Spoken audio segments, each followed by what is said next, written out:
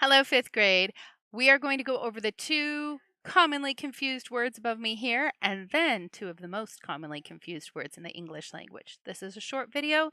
You have a few questions afterwards. This assignment should not take but about a minute or two longer than the video itself. So the first two words we have here are cellar and cellar. They sound the same, but they mean very different things. So when things sound the same, but they mean something different, they're homophones. That comes from our Greek. Homo, which means same, and phone, which means sound. Now, the first one, cellar, refers to something underground, under a building. It's a storeroom of sorts. So, the first use of this word, actually both words above, come from the 1200s. Cellar with a k may also be used to mean a place where wine is stored, or inventory is stored, or just the room beneath the ground floor of a building. It comes from the Latin word cellarium.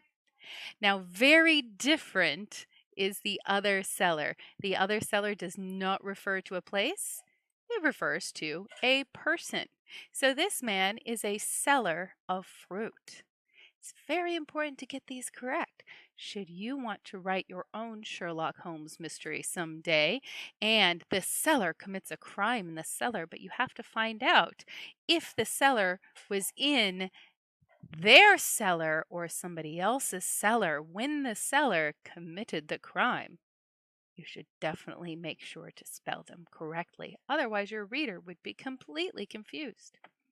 Now, the next one we're going to go over is probably the most confused in the English language. But you guys will make sure not to get those confused. We have its and its. Oh, they are still homophones because they are written differently. It's a small difference. That small difference, hopefully you're screaming at me saying, Mrs. McDonald, hurry up. I can already see that it's an apostrophe. That is the difference. It's an apostrophe. That's because one of them is a contraction and one is not. The one with the apostrophe is a contraction for it is or it has. Now, the other one is, we just went over these, a possessive pronoun, meaning it belongs to it, right? So, a possessive pronoun, the dinosaur eats its meal.